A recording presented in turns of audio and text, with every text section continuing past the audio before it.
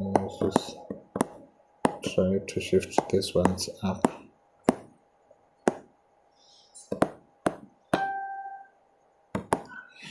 Okay, we're gonna start with example 1. Example 1, they say, let me just check this. Is it fine? Okay.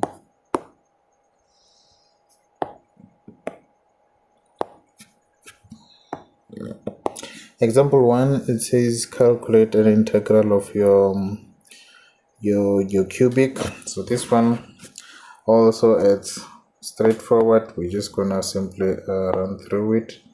You have your 1, you have your -2, then you have your cubic, then you have your dx. With this one, you remember we're gonna use the power rule, which says you have your 1 over your n plus 1 multiplied by your x to the exponent your n plus 1. Remember your n will be your 3 in this case, so now mean you're going to be having your x to the exponent 4 over 4.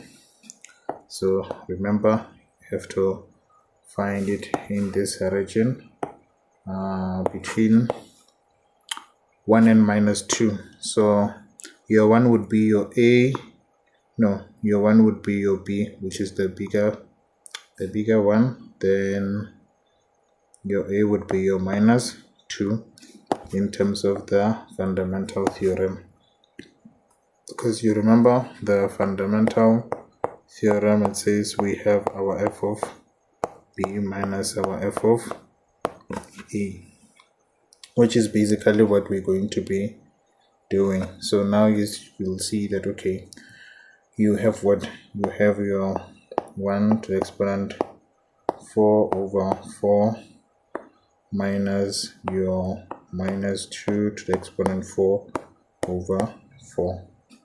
So this is basically what you'll be having. This is the same as having your 1 over 4 minus okay, this one I think it's 16 over 4.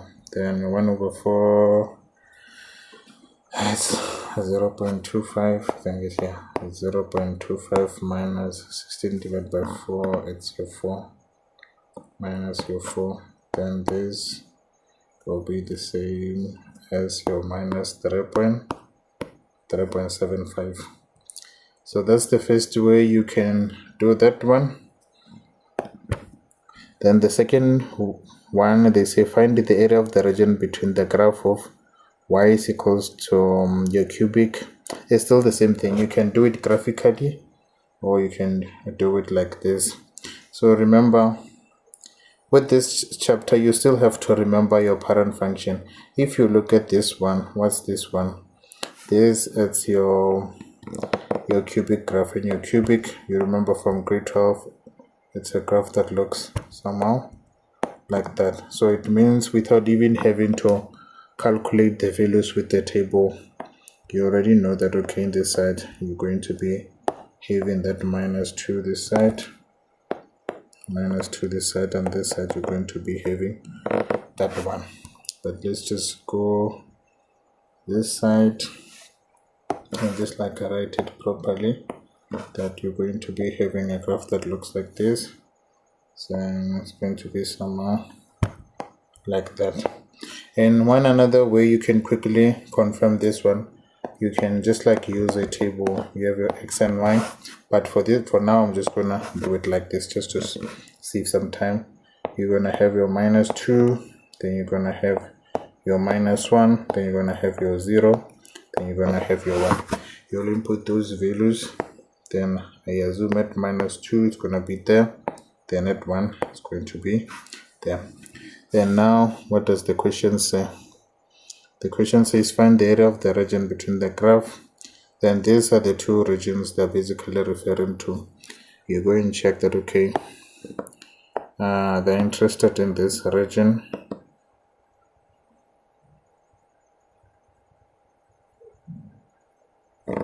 and also this region.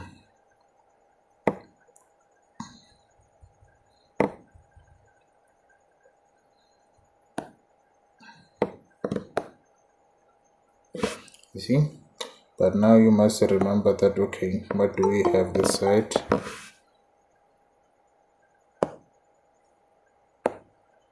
This side, you must remember that, okay, here we have our 0. So since we have two shapes to work with and we are given an integral of x cubed dx, then we know in terms of the fundamental theorem we have to interpret it using two shapes. You can say we have shape A and we also have shape B. So if we were to look at the first shape, which is this one, this side, we will see that, okay, if we were to consider our B and A, we'll check that, okay, on this one, let's just write our B and A, that, okay, our B is always the bigger one. Between 0 and minus 2, we'll see, okay, 0 is the bigger one, then minus 2 will be the smaller one. Then this side we have 1 and 0, so 1 will be the bigger one and 0 will be smallest one. So now what are you gonna have?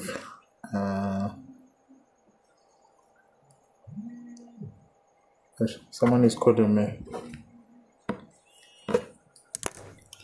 Let me just check this call.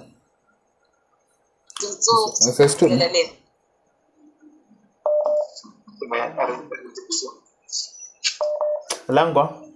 Hello. Hello.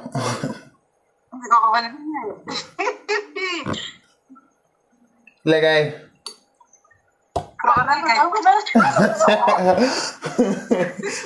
Hey.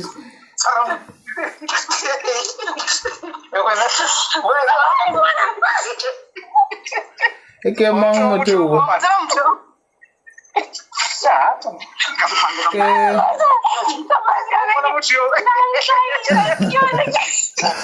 Hey guys, okay, more session. I'm in the middle of session. But did you see this person? Okay, ma, get a bang.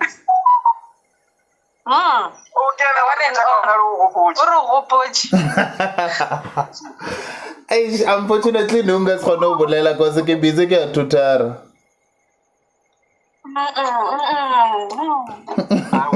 it's not a problem.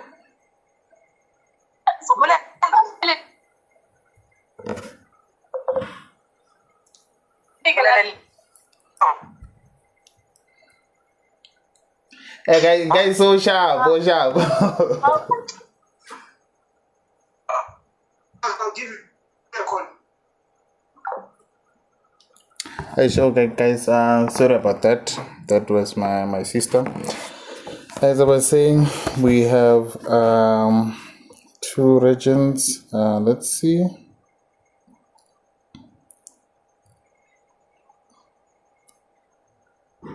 Oh yeah, we have the first one. Remember, we have our x cubed, then we have our dx. In this region, we'll see that, okay, here we have the 0, then here we have the minus 2, then plus.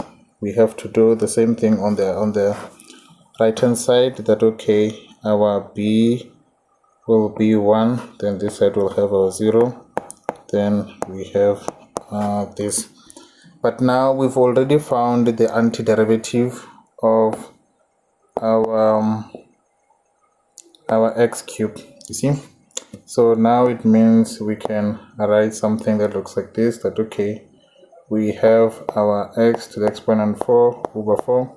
Remember this one, this is where we used the we used the power rule in this example. This one to get this. So now we're going to be having this, but now we have to do the fundamental theorem between 0 and minus 2.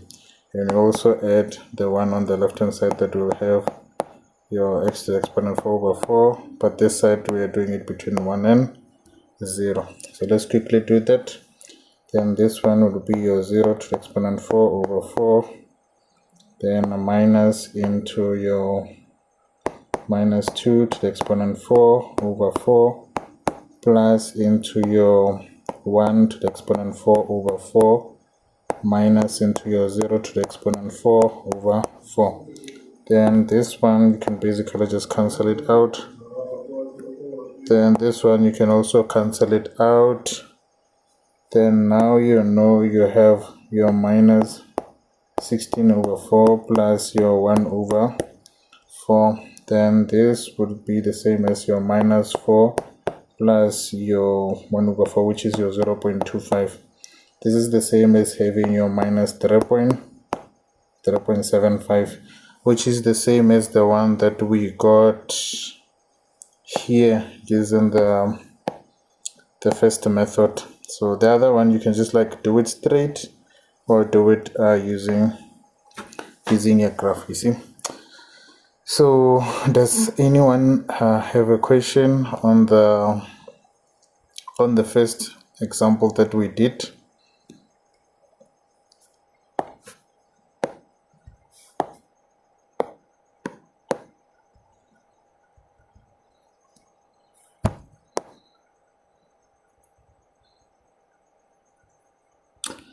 Hey guys, you must ask now if you don't understand, because these things are going to be there in the exams.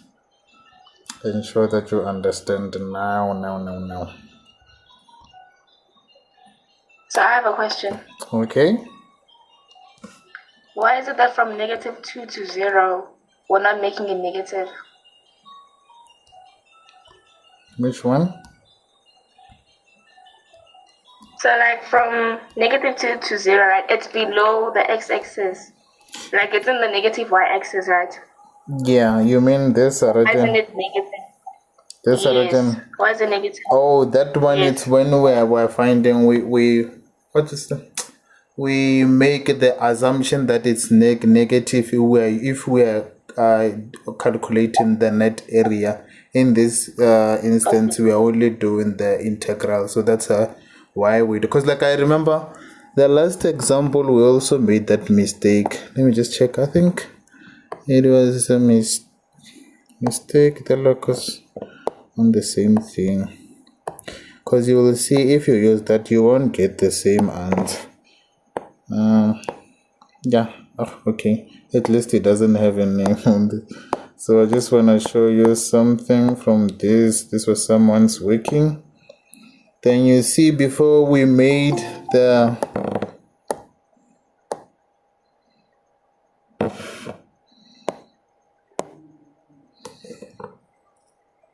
yeah, you see on this one that like we had made an assumption. Man, why is it doing this? Oh yeah, you see on this one we had made an assumption that like it's a negative from the get-go. This side. Let me just like add this thing on a new page.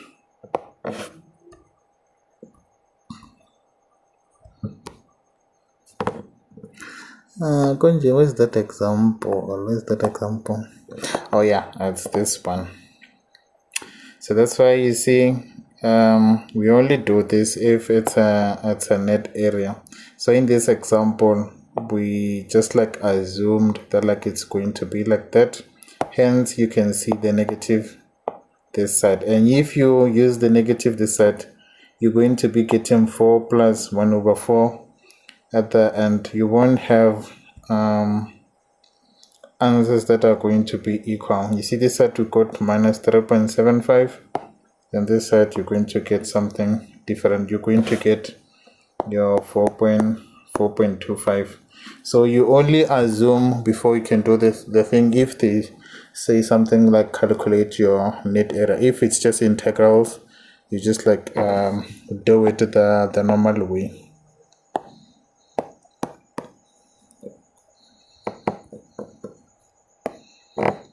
Any other questions?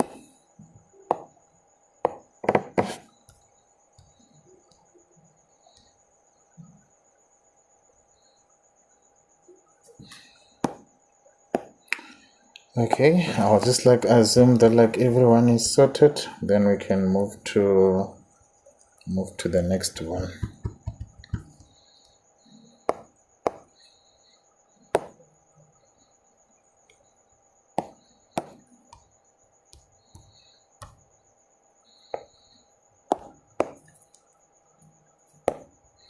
Yeah, I always forget to touch my stylus here. Okay, we're done with the first one. So we're gonna go to the second one.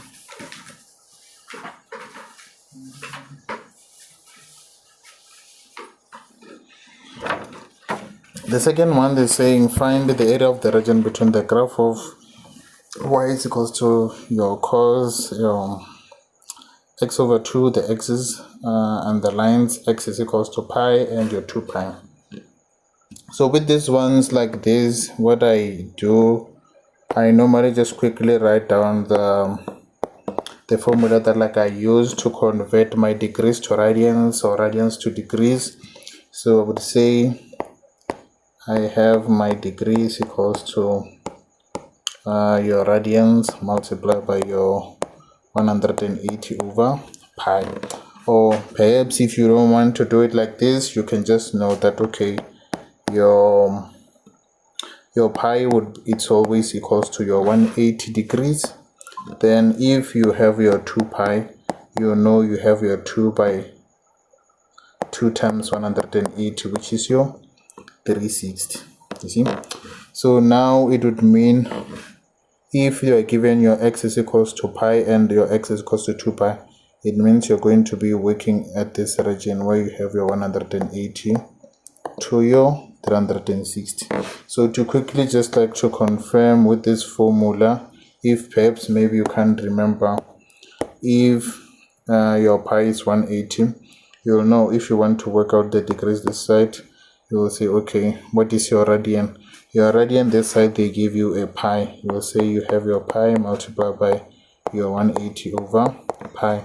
Then you can see that this pi cancels this one, then this will be the same as 180 degrees. So if you want to find the value of 2 pi, you will still put the 2 this side, then the pi's are going to cancel one another, then this will be 180 by 2, which is the same thing I've been explaining this side, you see. So now you can know that okay, since I don't want to work with the radians and I know sometimes they can be confusing, you can just like use this method. Then you go and check that okay, let me erase these things. That okay, you have this. Then now you go and try and draw the graph. So I would also just like assume that like you guys still remember the shapes for this thing, because like I feel like I forgot to tell you that you guys should also go and try to check what's this thing, unit 1.6, just to go and remember your parent functions. You see, because like in WTW sometimes when they give you these themes, or when these themes are building up, they don't actually tell you that like you still have to remember theme 1.2. They just assume that like you're practicing and you already like know or still remember theme 1.2, which is your 7 functions that you have to remember. Because yeah, your trig, yeah, I think it's your trig functions, your linear, your power, your logarithmic, your polynomials, exponential, all those other ones you have to remember their parent functions and also know their domains. But like nonetheless, let's just move to this one. We're going to be having our first point, which is pi. But instead of writing pi, remember here it's our pi, this side it's our 2 pi. Before I can just like go to the radians, I like to write it using the degrees 180 and 360, since it becomes easier for me. But if you want to use the radians, it's also fine. Then this side you have your 360. Then remember you have your cos into bracket your x over 2. Then can someone just like quickly confirm the values that okay, if you have your cos of 0 of x, 0 over x, what do you get? And also for 180 and 360.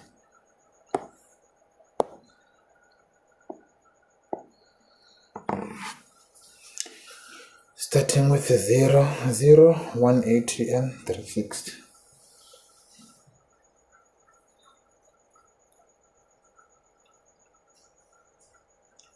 Guys, let's be quick so that we can finish early. We still have like a lot of examples.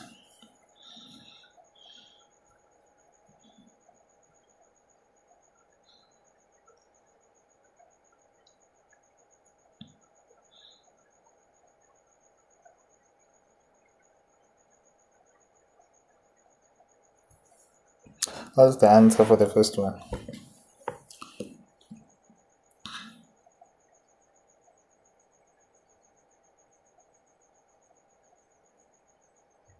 Can you repeat? I was asking what's the answer for the first one. You just basically have to replace where you see x here with the values, like cos of 0 divided by 2, cos of 180 divided by 2, cos of 360 divided by 2, then you give me the answer. Because I'm just assuming that like you guys are also having your calculators and your books with you. You're not just like looking at the screen, because you're actually supposed to be also practicing by now. Or yeah, I have 1, 0, and -1. you have 1, which is this side. Let me just use this. You have 1, you have 0, then you have -1. Okay, yeah, kinda seems like a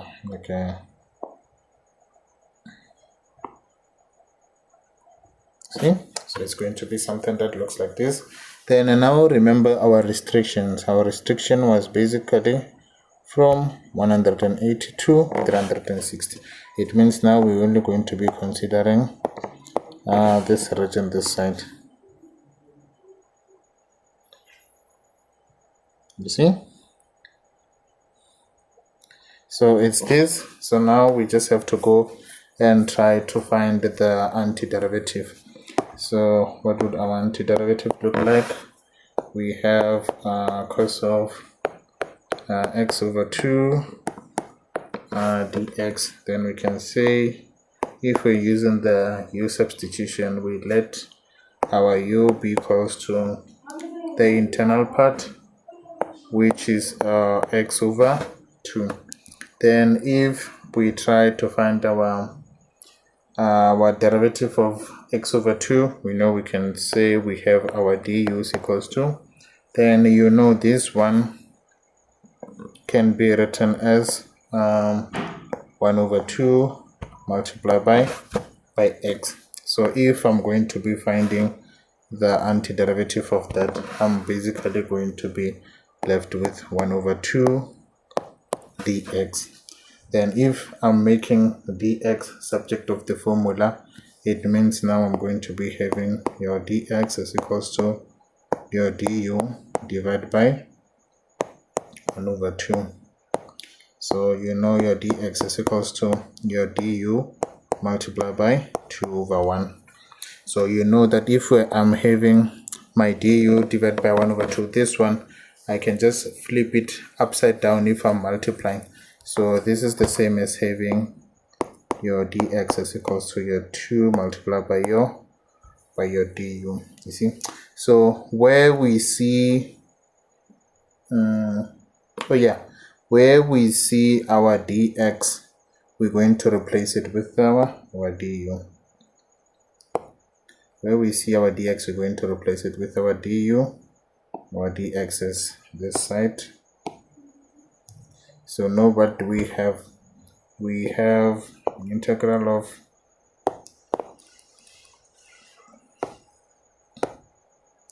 an integral of cos of u, then dx, this will be our 2 du. Then we know this 2, we can just like basically transfer it to the other side.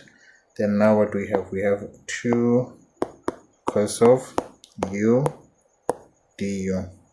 Then this, I think, is just a matter of just like transferring the cos to sine. So our final answer, we can say we have 2 sine of a u. But now we know, okay, our u is x over 2, so it means now we can say we have 2 sine into x over 2. But remember, what did they say? Are we finding it at a particular region or something? Oh yeah, it's going to be between pi and 2 pi, so it means our b is going to be 2 pi. Did I press it? What's happening? Is it at the top? Okay, so now it means our b is going to be 2 pi, and this side we're going to be having our pi. So if we were about to continue, let me enlarge this.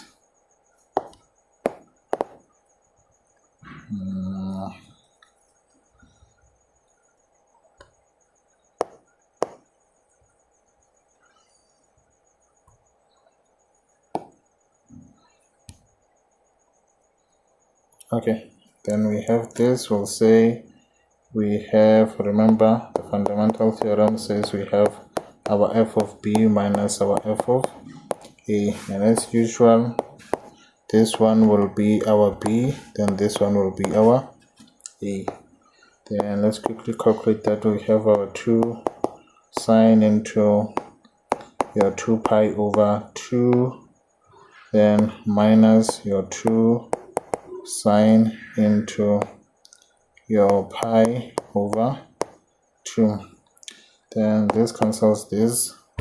You are left with your 2 sine of pi minus 2 sine of pi over 2. This is the same as having your 2 sine of 180 minus your 2 sine of 90. Then you get your final answer for that one.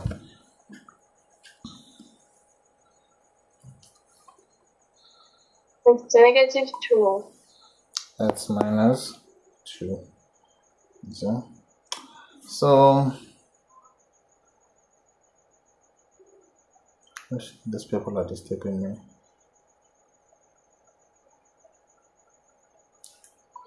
Okay, it's negative 2. So let's just quickly go up and see how we went about doing that. We started by just like plotting the graph.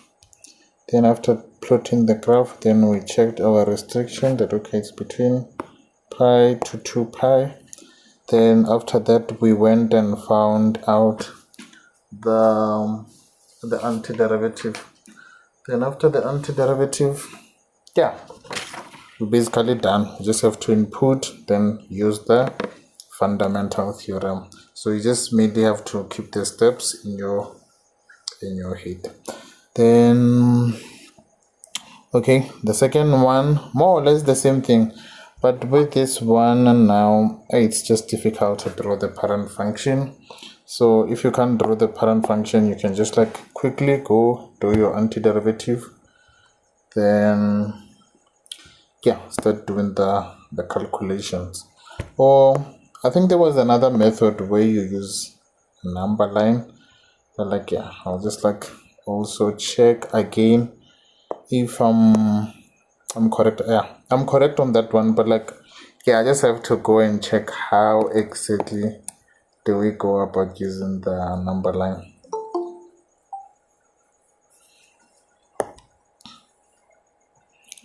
Okay. So yeah, I just have to go about check how we use the number line. Okay, now we're at this one, this side, you see. So as we said, we can basically just go and find the antiderivative. We have our x multiplied by e to the exponent minus your x squared. So with this one, you can see that okay, we can just like let our u be, Sir. yeah. Sir, Yes. I'm sorry to interrupt you. but before we continue, can I ask a couple of questions? Yeah. Okay. So, especially, can we go back to the first question that we did, that one with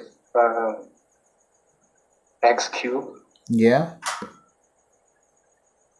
So looking at that, so the first question, we were solving a definite integral, right? Yeah.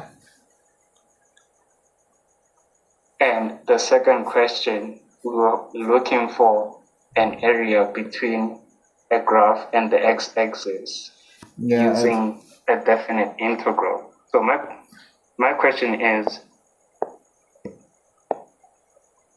the rules for finding an area between a graph and the x-axis state that when a function is above the x-axis, meaning function is greater than 0, area is positive. And then it also states that when the function is below f-axis, the area is negative. But since area cannot be negative, we take the negative sign and put it on the definite integral. That's why one of my peers asked you if the area for A isn't supposed to be negative and the area for B is positive because A is below the x-axis and B is above the x-axis. Oh, yeah.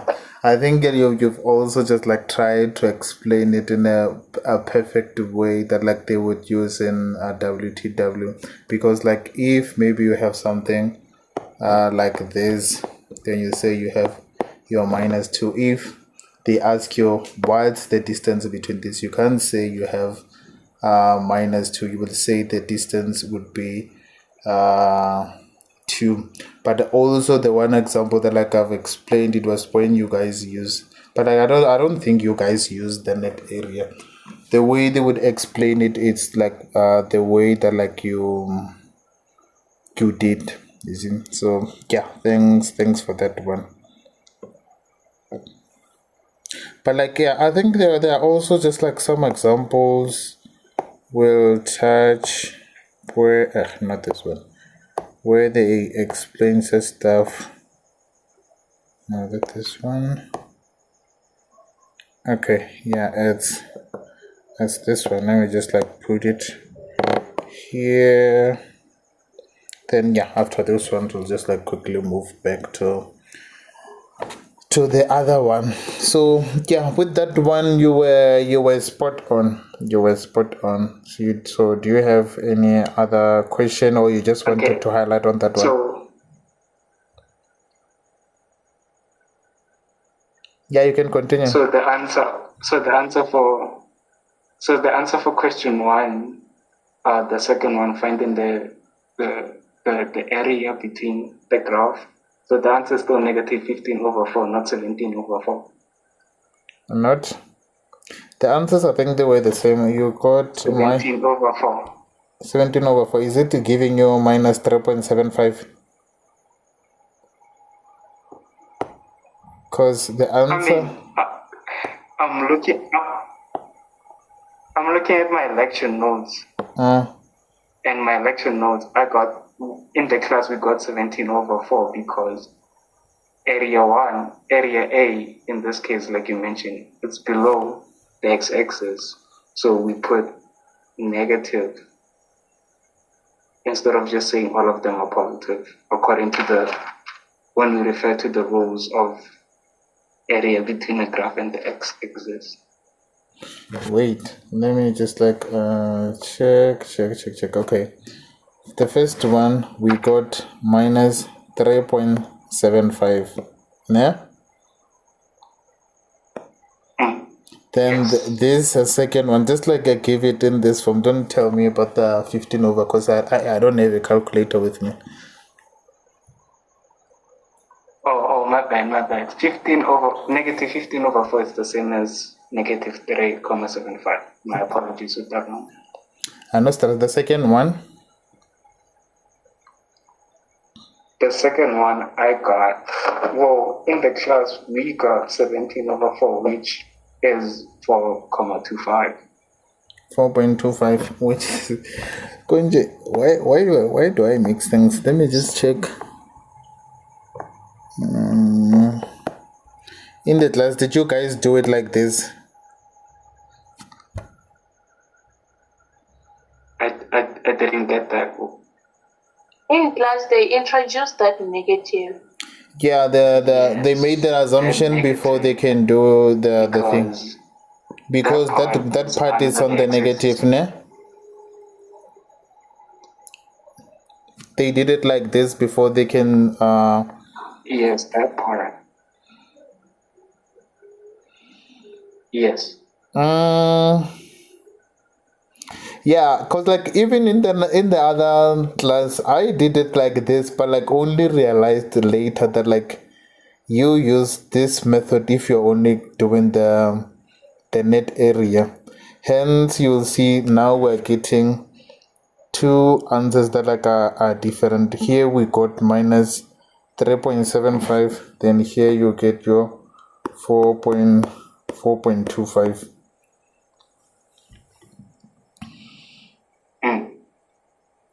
So no, I don't know, but like okay, let's just stick with the slides, because also I haven't seen a question where you guys do the net areas, you see, because like on the last session I did it like this and realized it was giving the 4.25, but considering I think the other questions where they do the net areas, when you're doing the actual net areas, you don't make an assumption that like the one underneath it's a negative.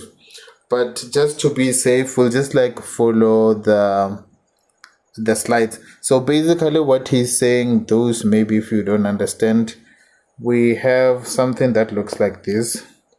So remember our cubic what's looking like this. Then I don't remember, we have the first, second, third and the fourth.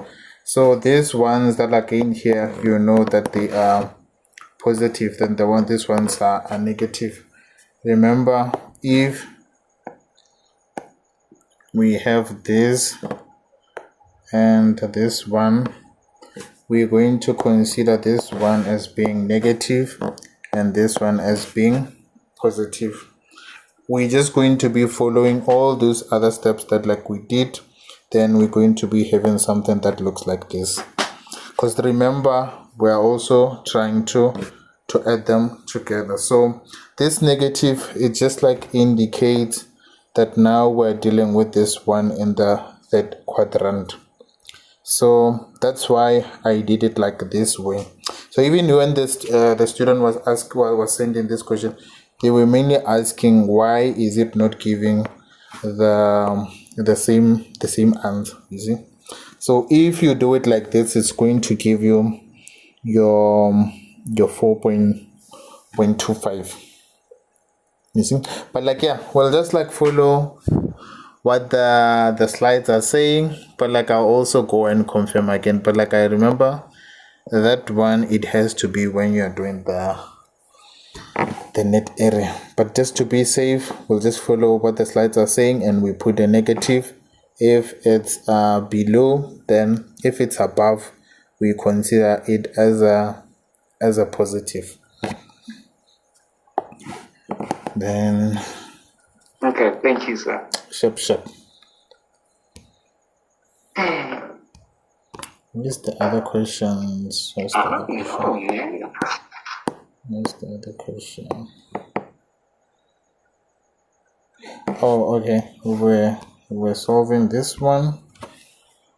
Let me check. We had x multiplied by e to the exponent minus x squared. Then now we're just like trying to find the antiderivative of this one. Then we can just like still use the u substitution, that will say let our u be equals to this one. Then we'll say we have our minus x squared. Then we write our du, which is our antiderivative for this one, which is going to be your minus 2x dx. Remember this side we have this, then we still have our dx. And if you look at this or you try to rearrange this, you can see this can be written as you have an integral sign, your e to the exponent minus x squared, then you have that x, then you have that dx. So we are more or less trying to create something similar or to replace with in this other sign. So if we're trying to look for x multiplied by dx, you see we also have something similar this side, which means now here we can just like divide by minus 2, divide by minus 2, then we know we can say we have minus 1 over 2 du is equals to your x multiplied by your dx. So in the region where you see your x multiplied by your dx, you can just like input this one, see.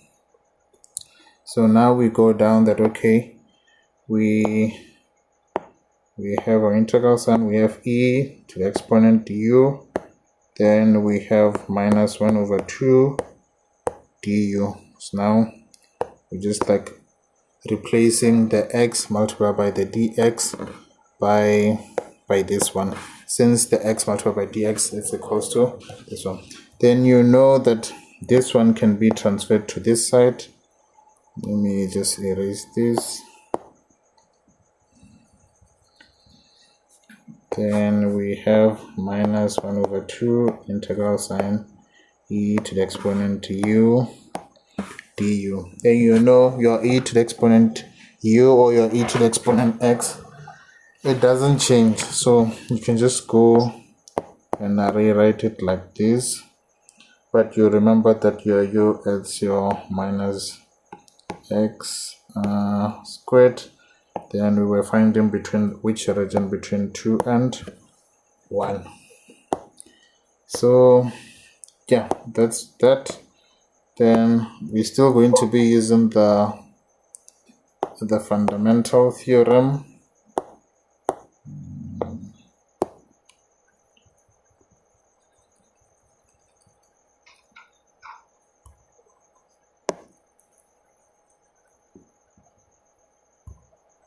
Okay, that's fine. We're going to be using the fundamental theorem, and you remember, as I said, this one will be your b, this one will be your a. Basically your fundamental theorem, we have our f of b minus our f of a.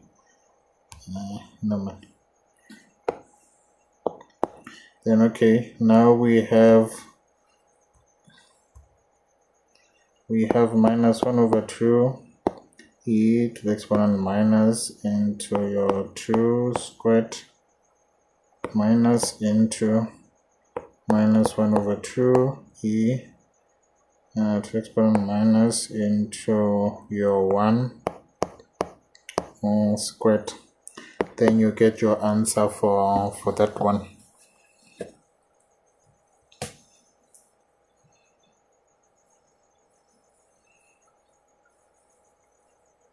It's 0,174. It's a 0. 0,174. 0,174. Yeah, I'll just assume whatever you guys are giving me it's correct. Then we can move to the sorry about that one. I don't have a calculator, guys. I think the last time I had a calculator was in your third year, so after that I just gave it away. So yeah, let's just do those other ones where you have like an intersection or two graphs at the same time.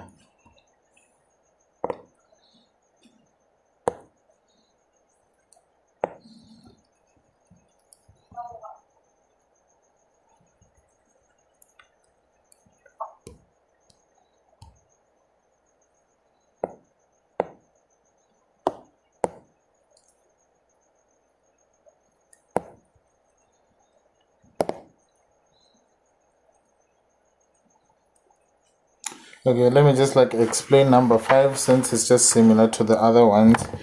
On number 5, it's basically the same thing that we've been doing. You're just gonna go and find the the antiderivative for that, and you're going to be finding your answer in between your 2 and 1 as highlighted. And even here they've also just like tried to draw the graph for you, so now you don't have to struggle with drawing the graph. So now you can quickly do the calculation. And remember, with the thing we were discussing, now what do you have? You have something that looks like this, then that's the one at the bottom. Here you have your 0, this side you have your 2, then this side you have your 1. So you will see this side you have your B and A. Your B would be your 2, your A would be your 0. This side you're also going to have your B and A. So your B, no, this one is minus 1. Your B it's a 0, then your A is minus 1. Then remember this one it's negative, then this one is positive. Then you're going to use the antiderivative of this. Then use the fundamental theorem to find the answers. Remember, we have to add these two up the same way we were doing. Then let me just focus on the other examples. You can also just try it, then send it to me if you are struggling with the question. So now I'm gonna go and do the ones where we have example 3 and example 4. So let me just like start with example 4 since it's much clearer and straightforward. So with these ones, the reason why I said like you must remember your parent function, you know this one, that's a parabola. It's a graph which looks like this. So this is your x squared. Then you have this one. Which graph is that? You have your y is equals to your x to the exponent 1 over 2. This is that graph that looks like that. You see? So if we were to combine the two, you now have this, that okay, you have the first one which is the parabola, then you're going to have the second one which is going to be like that. This is your x squared, this is one is your root of x. You see? So now I'm able to just like draw the graph without actually having to calculate the values, because for you, if maybe you don't remember your parent functions, you can still even use your table to work out the values. You can just say you have your x and y, then you write the x values that you want, then they will just like give you the same shape. But if you already know the shape, you don't have to struggle about that. The only thing that you have to struggle with is where these two graphs intercept, which is this point here. You see? Okay, so now it means they're saying find the area enclosed by the two. Ways that region where they're enclosed. The only region that I see that it's enclosed as this one, and this one, you know that okay, here it's 0, but this x values here I don't know it. So one way you can find that one, you just like equate these two. You have your x squared is equals to your x to the exponent 1 over 2. So you can just like multiply by 2 to get rid of that, and also to this side you have your x to the exponent 4 is equals to your x. Then you bring your x to the other side, you have your x to the exponent 4 minus your x, this is equal to 0. This you can just take your x as a common factor, you have your x into your x cubed minus 1, this is equals to 0. Then you can say you have your x is equals to 0, or your x will be equals to 1, then you know it definitely can be a 0. So this one you're just gonna cancel it out. Then you use this one, that okay, it means now this region it's 1. You see, you just like skipped having to do the table and thingies. Then now let me just like erase this. I think it's stuck. Now what do you have? You have the region between 0 and 1. That okay, you can just see now you have your B and A. Your B would be equals to 1, then your A would be equals to 0. Then now you have to find okay, you have this, which is your x squared minus your square root of x dx. You have to find the integral of that. Then after finding the integral of that, you have to consider the two regions that like are given. Change this. Then you know that if it's something that looks like this, you can do it by parts. You can consider that okay, you have your x squared dx minus your root of x dx. Then you know this one, it's mainly going to be your x cube over 3 using the power rule. Remember the power rule, you have your 1 over n plus 1 multiplied by your x to the exponent n plus 1. This is basically just adding 1 to that 2. Your n is that 2. This is where you're going to have your 2 plus 1. This is your 2 plus 1, hence your x cube over 3. Then that side you are done. Then on your other side, what do you have? You have this. Then this one, you know, you can write it as your x to the exponent 1 over 2. Then okay, let me just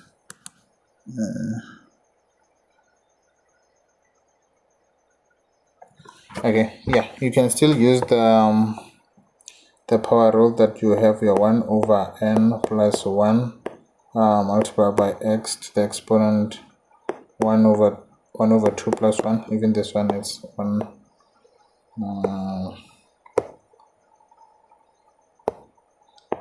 yeah, you have your 1 over 2 plus 1. Okay guys, let me just like take a minute. I want to reply someone. I sent out a report, but like there's something I didn't include. Excavations for which pipes?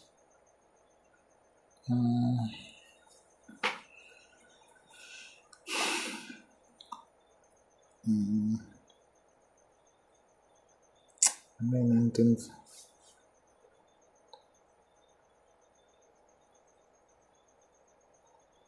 Okay, yeah, in the meantime, what you can guys do, you'll find the antiderivative for that one and try to find the answer between these two regions. Remember, it's going to be this minus this, but now we're going to be having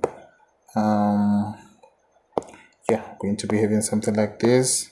Then here we'll say we have our 1 and 0. So yeah, I just wanna quickly sort this person out, then I'll be with you shortly.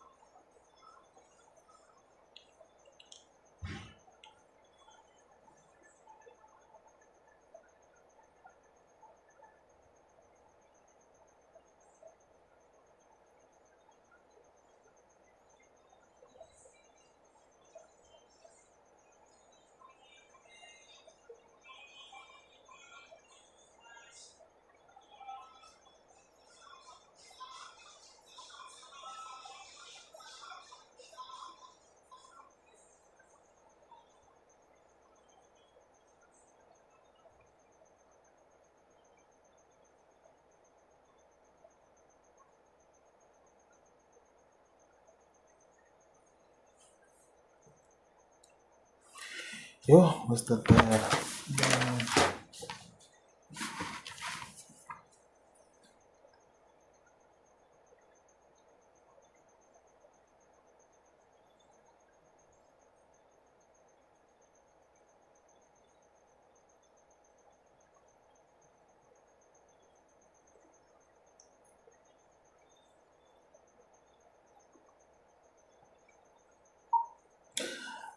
Shosho Ntando, can you please check on your diary like the diameters of the pipes that like we did? Cause I forgot to write the diameters on my diary. I only did the calculations mainly starting from Friday, Sunday, and today I have it.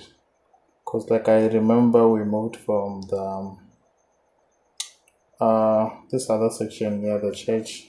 Then there was a passage. Can you please just like check? Because like I only remember that like the ones like near the church, they were the 90 millimeter ones.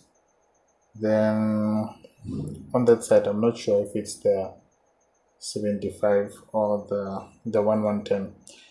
And yeah, just please do that quickly because like now Adelaide has a meeting tomorrow and she wants to include this in the report. So yeah.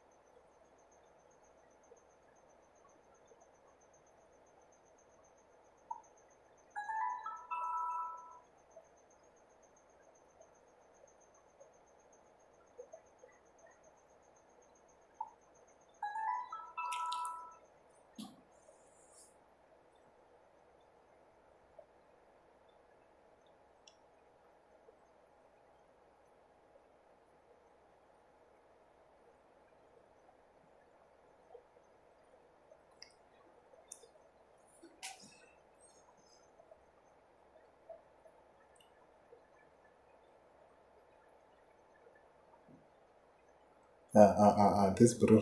Oh, oh.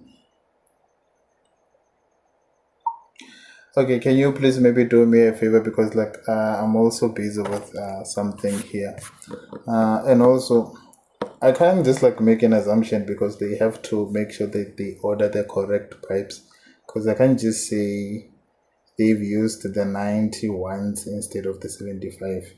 The things they won't add up, but I'm not sure.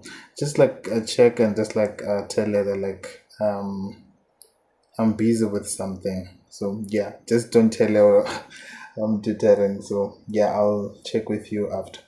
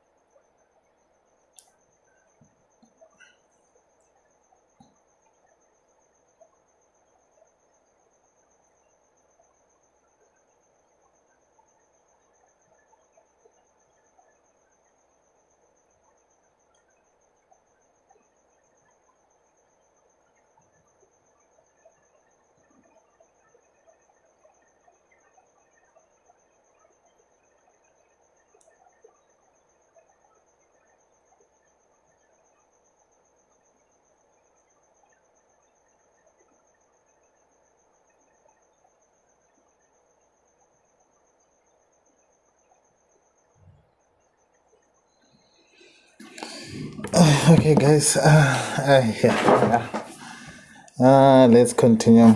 I sent something to my site agent, and some details were missing. So yeah, sorry about that.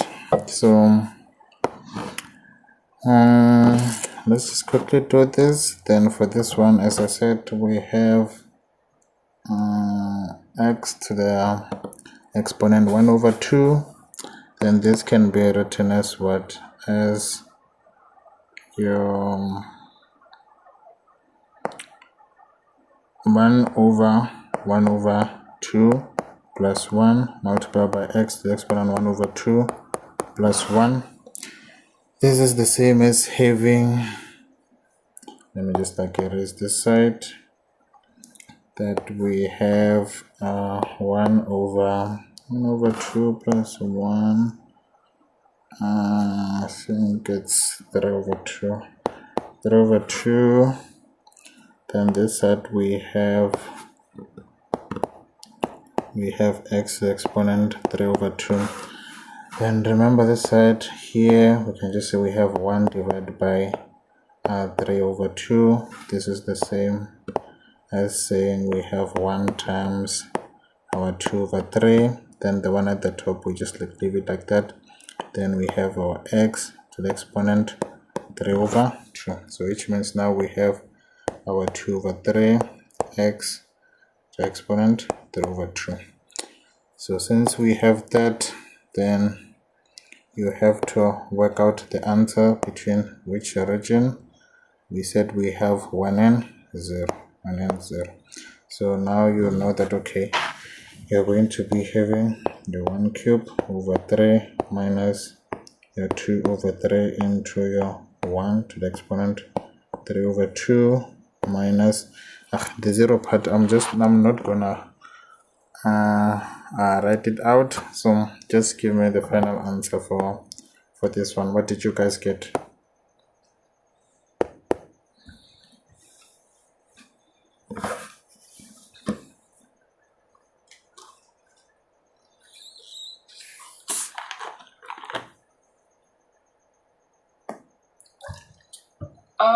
With the first one, instead of 1 over 3, isn't it supposed to be 1 over 4? 1 over 4 where? With this antiderivative. For which one? This one?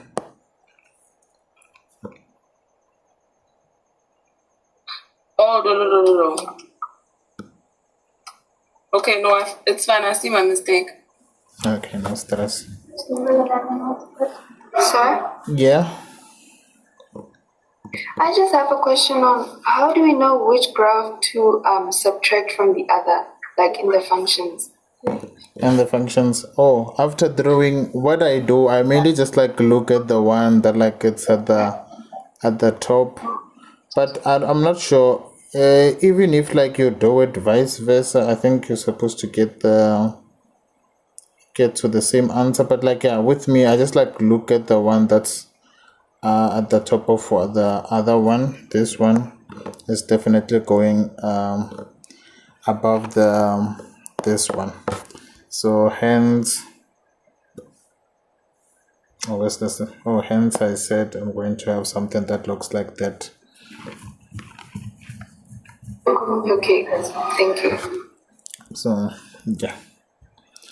Then what's the answer for this?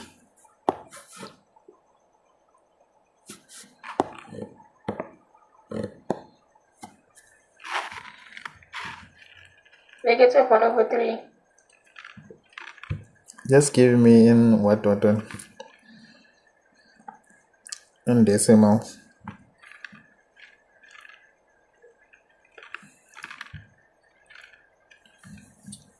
It's negative 0.3 repetitive. Okay, that's that. Then we're done with that one. Now we're going to move to example 3. example 3. Let me just quickly erase this one.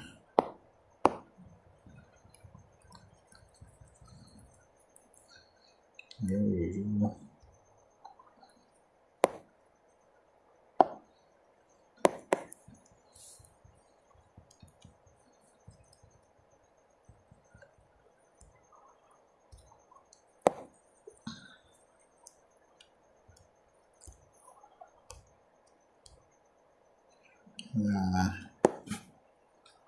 Keep this thing up there.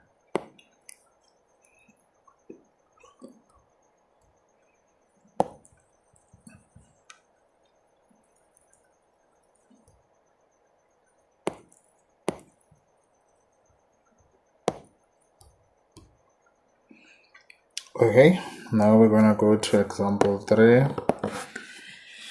That they say find the area of the region between the graph of f of x, then they have your 3e to the exponent minus x, and they also have your e to the exponent x.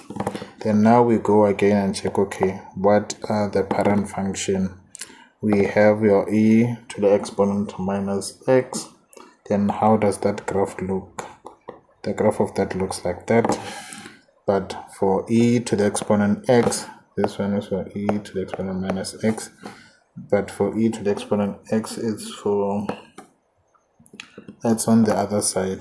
It's going to be a graph that looks like that. Then if we are going to combine those two, what are they going to look like? Which is now something that we're interested in.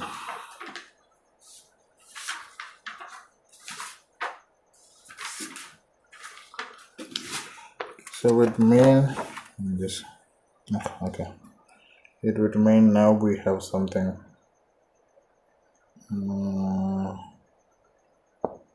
yeah, it will kind of be something that looks like that. The other one was like this, then the other one was like that, you see. So it means, let me just check the question, is it enclosed or what?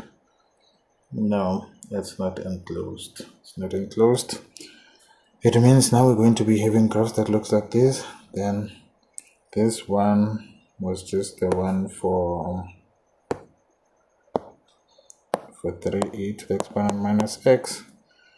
Then no, I'm mixing them up. This one is the one for the e to the exponent x. With e to the exponent x, then this one is for 3e to the exponent minus x. Remember, as I said, you can also just like use the value to confirm this, but if you know the parent functions, that will just like save you some time. So now what you have to work out is to try and work out your intersection. That okay, what's this value that we're having this side, your x value? So the way that you go about doing this, you know that you have, you also erase this part to have some space. You know that you have your 3e to the exponent minus x, then you just like basically equate them together, which is equals to your e to the exponent x. Then with this, you know, you can divide by your e to the exponent minus x, e to the exponent minus x, e to the exponent minus x. This cancels this. You have 3 is equals to your e to the exponent x over e to the exponent minus x. Then with this one, you know that okay, you have your 3 will be equals to your e to the exponent x minus into your minus x.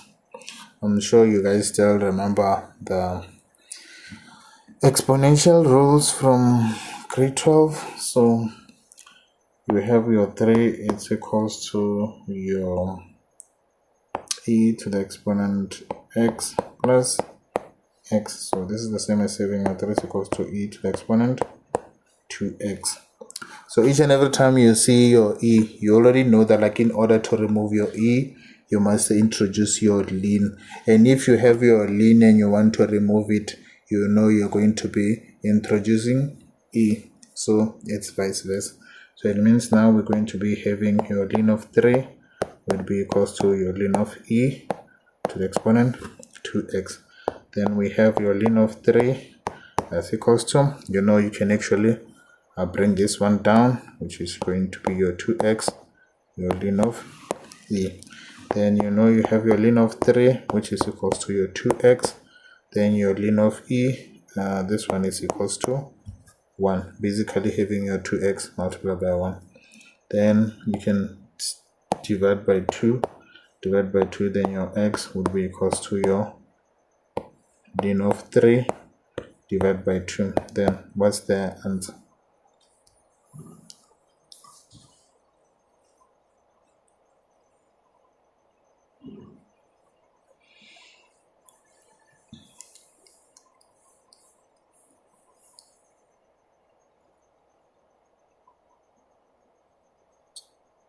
I have 0,549. Okay, let's just make it 0.55. So now you know that, okay, you're going to be having your 0.55 this side, and you have your 0 this side. Then you can say your B will definitely be your 0.55.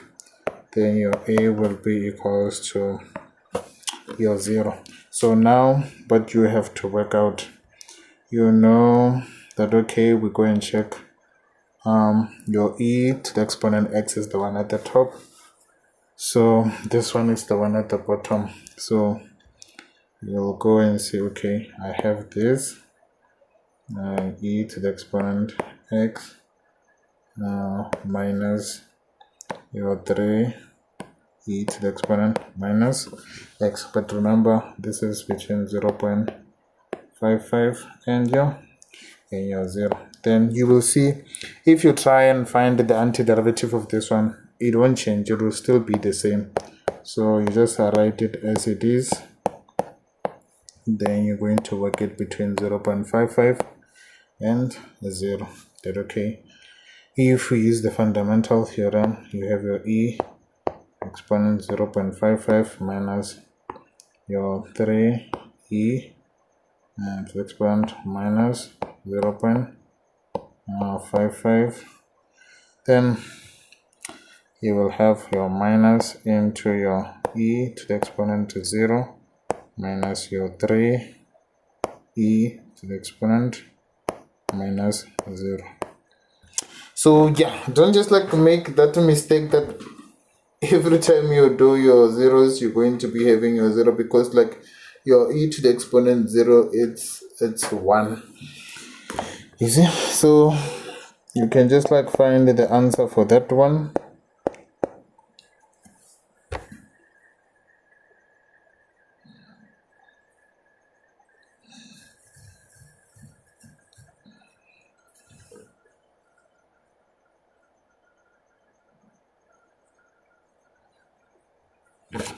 This side is 0.55.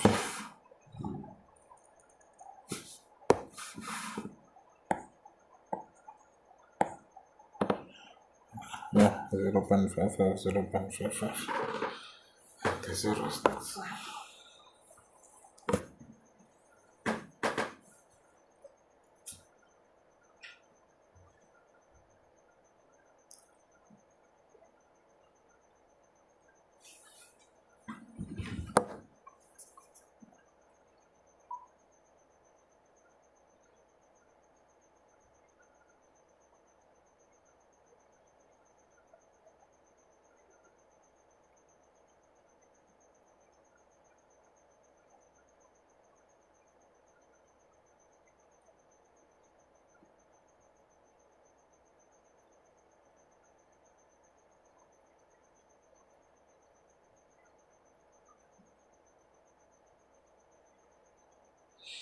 What's the answer there?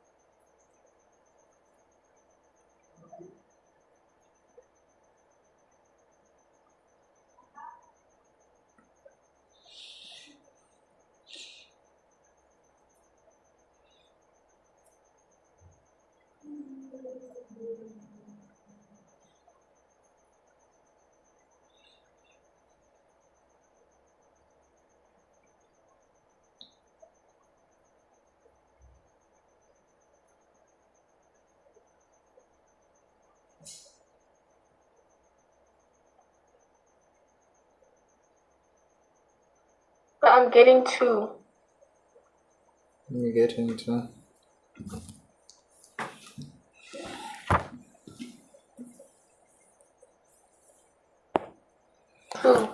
So yeah, that's that. Let's just quickly go up and check. Okay, we did that one.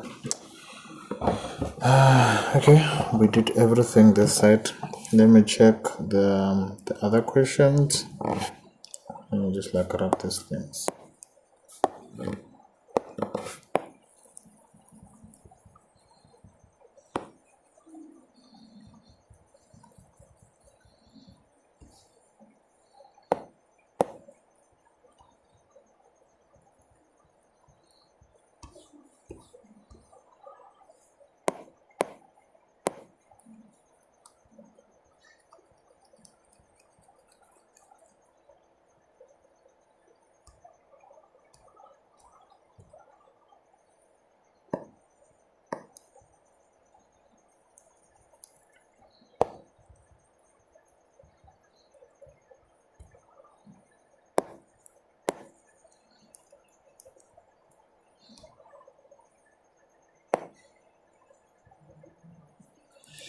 Okay, that's enough space. Let's quickly go up.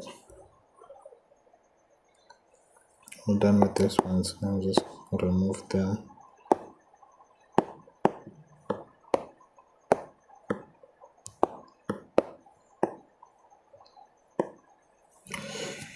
Let me check the other one. The other one that we have to do is this one and this one. We still have a lot.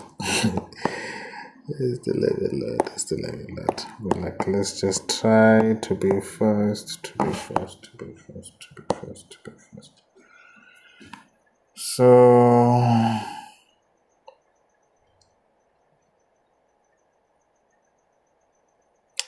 okay.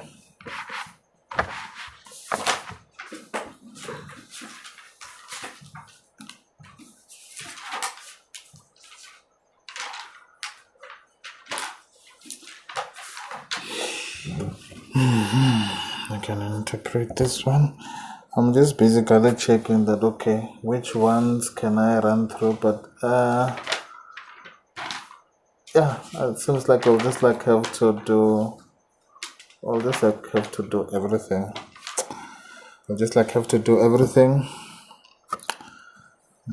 Everything.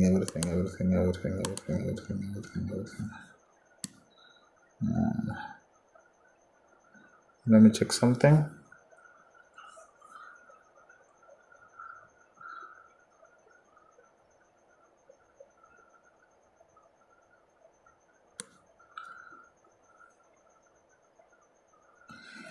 Okay, yeah, this one's where you know that you can find the thing. I'm just gonna be as fast as I can. So example 1, they're saying water flows into a tank at the rate of blah blah blah meter cube per hour. Then they're saying what are the units of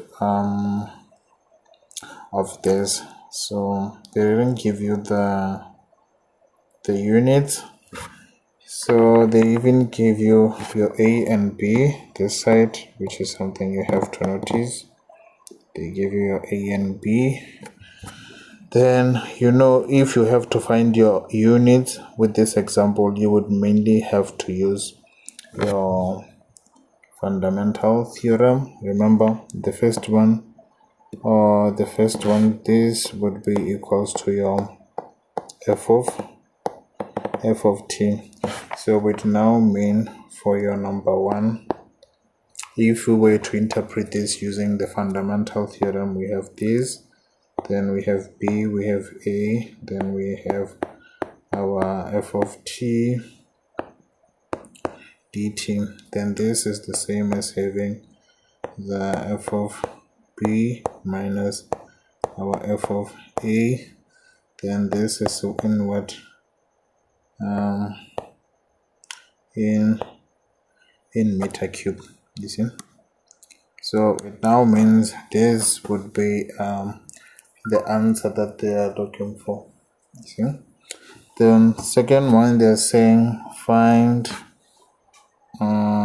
this one, just like erase this one, and interpret your answer. So it means now they're just like basically looking the water flow for the next 2 hours. So if you can just see from the question, they're saying water flows into a tank at the rate of what per hour.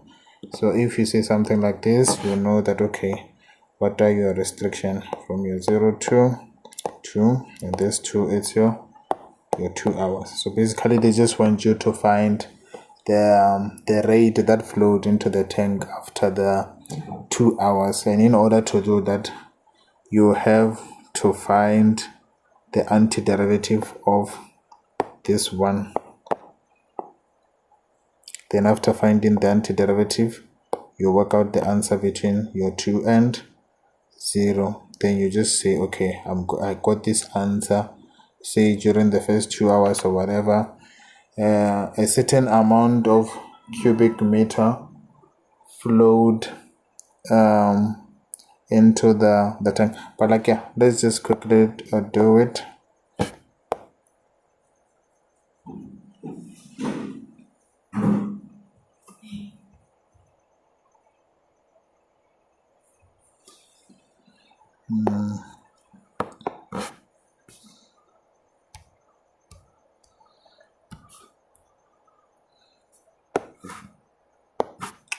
Okay, we have this, then we have t over square root of 3t squared plus 1. So before I do it, does anyone like have a problem with this one, or should I just like explain what you have to do, then move to the ones that like are more difficult, or should I just like continue with it? What do you guys think? Because like I'm looking at this question, we still have a lot.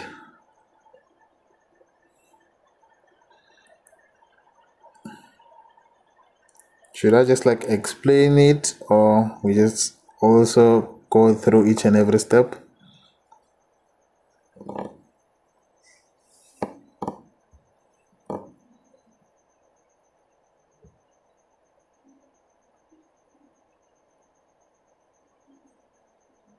Please explain it.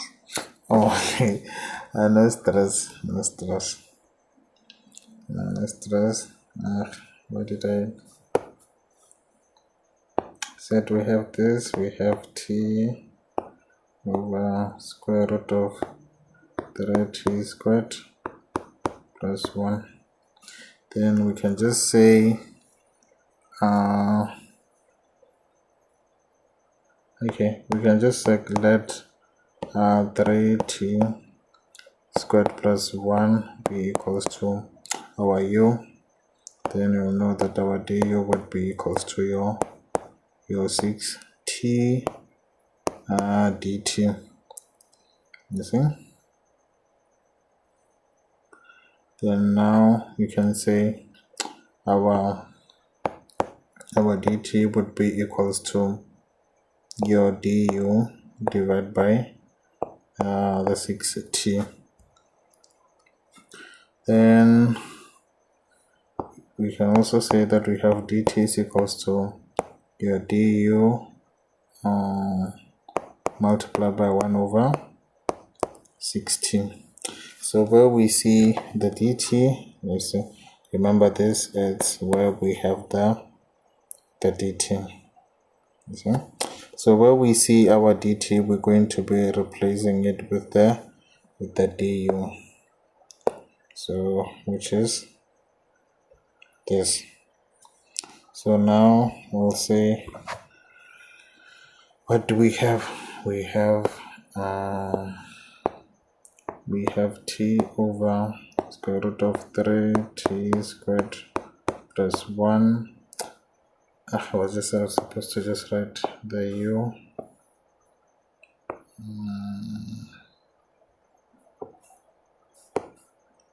The u Then, okay, on the dt, we said we're going to have du multiplied by 1 over 16. So without going any further and moving things, this t's cancels one another. And what are we left with? We are left with 1 over root of u. Then we have 1 over 6 multiplied by your du. Then you know your 1 over 6 can be taken to the other side. We have 1 over 6 and we have 1 over root of u du. Then, okay, this one, you know, okay, conjure. Oh yeah, your 1 over root of u, this can be written as 1 over u to the exponent 1 over 2, which can be further simplified as your u to the exponent minus 1 over 2. See? So it now means you're gonna try and use the power rule. That okay, your power rule, you have your 1 over your n plus 1. Then now you don't have your x, it will be your u to the exponent n plus 1. So you have 1 over minus 1 over 2 plus 1, your u to the exponent minus 1 over 2 plus 1. So this would be the same as having 1 over 2 multiplied by u to the exponent 1 over 2. Then there's your 1 divided by 1 over 2. This is the same as having your 2 u to the exponent 1 over 2. But remember, since we are done with that one, we still have the 1 over, we still have the 1 over 6 on the either side. So we have your 1 over 6 multiplied by 2 u to the exponent 1 over 2. This is the same as having your 1 over 3 u to the exponent 1 over 2. Or you can just like interpret it as 1 over 3 square root of u. Then what's your u? Your u is 1 over 3 over 3 t squared plus 1. You see? So it's going to be something like that. Then, okay, you have to find it between which hours. It was between, okay, yeah, it's 2 and 0. And you say you have 1 over 3 square root of 3 into your 2 squared plus 1 minus 1 over 3 square root of 3 into your 0 squared plus 1. Then you get your answer for that one. Let me just quickly check. Okay, yeah, you guys can just like try to get the answer while I reply this. Then yeah.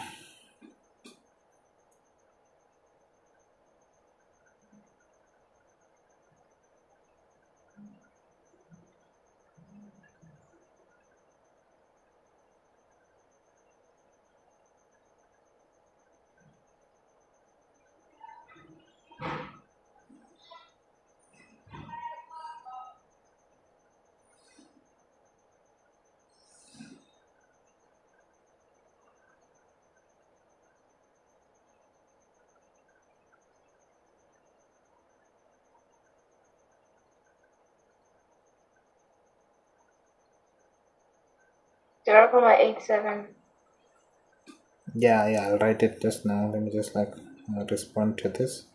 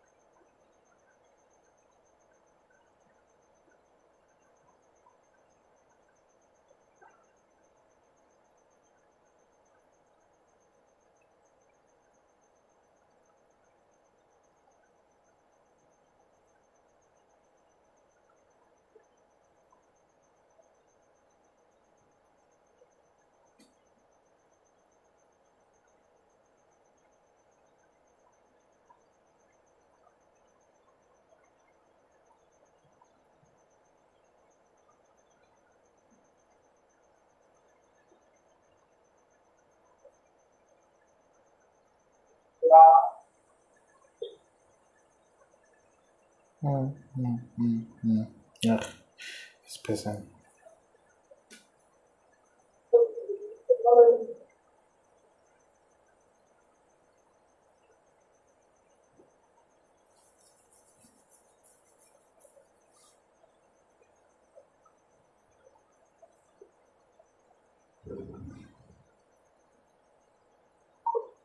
Bro, I think because in the streets we used 75 millimeter, then 160 was on that other side. If you still have the drawing, can you please just like check? Because now she was saying it's 160, so now I'm confused.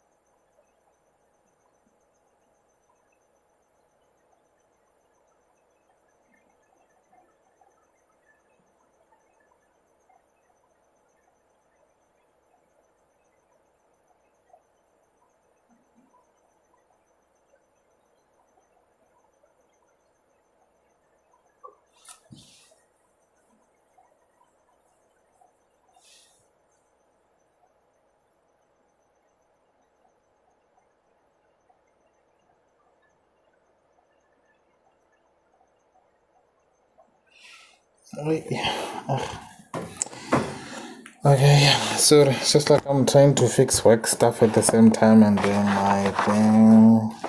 So yeah, let's continue. You said the answer is it's how much?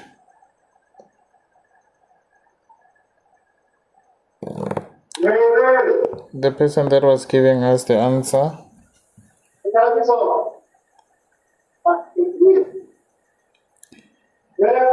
Anyone with the answer for us?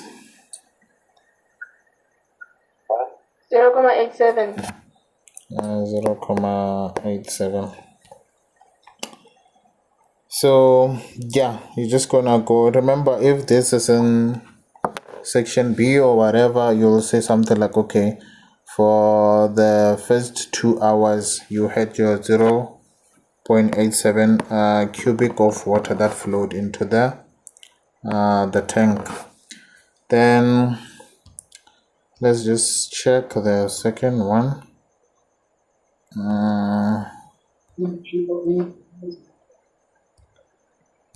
The second one, it says if there was 5 cubic meter in the tank, how much water is there in the tank after 4 hours?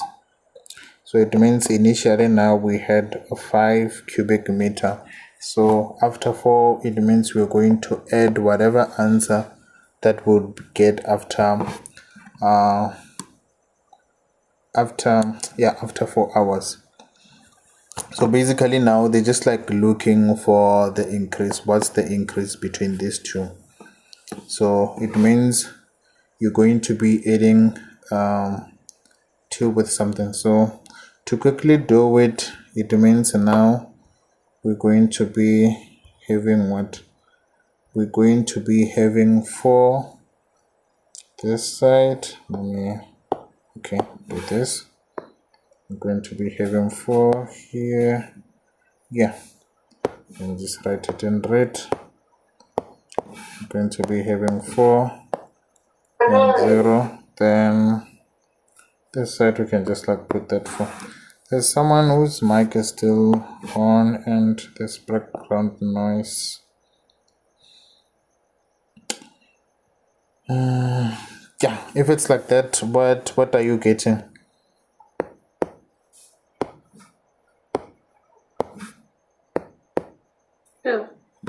It's 2, no? So it means now you're getting 2 cubic meter, but remember, so now it just means your volume will increase by 2 cubic meter. So it means after 4 hours,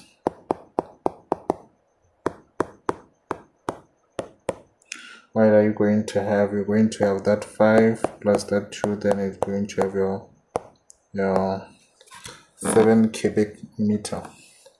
So which is what they are interested in. Then you go and check that. Okay, example 2. Let me just quickly erase that one.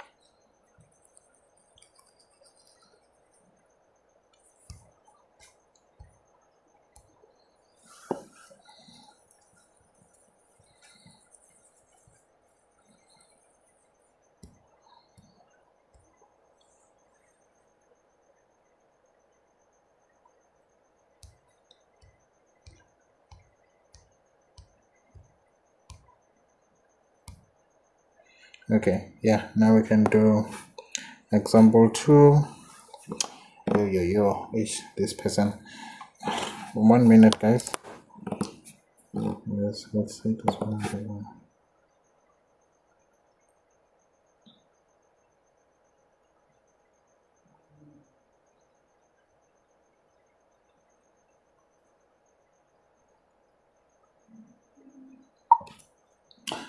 Okay, I don't know what time I'll be done, but like quickly ask Jan to resend you the what's this thing, the layout or the design. But I remember that like in the streets it was the 75, then outside it's 160. Yeah, I'm not sure if maybe they made a replacement or something, but it's like that. So it's now just like a matter of like having to see on the particular date, like okay, which specific pipe did they use? Because on those dates, I don't even remember the dates when we used the 160, but like yeah, I'll just like sit down and check. Yeah, let me just like quickly do a few questions. Like I'll get back to you before 8:30 so that we can sort it out.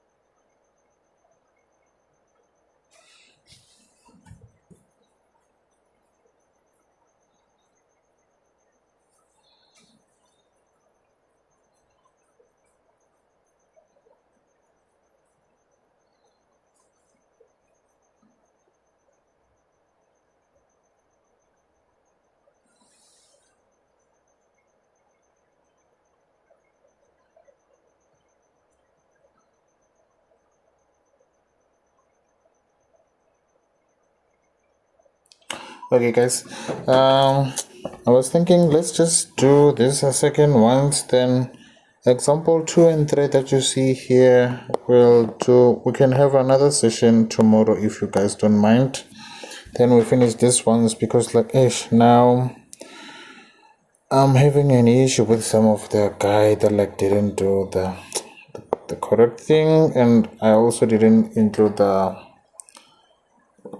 some of the stuff on the report, so we have to sort that one out before everyone goes to sleep. So let me just like try to explain these ones, then these ones 1 2 we'll do them tomorrow, but like let me just like not leave them out and just like highlight what you're supposed to do in example 2 and 3.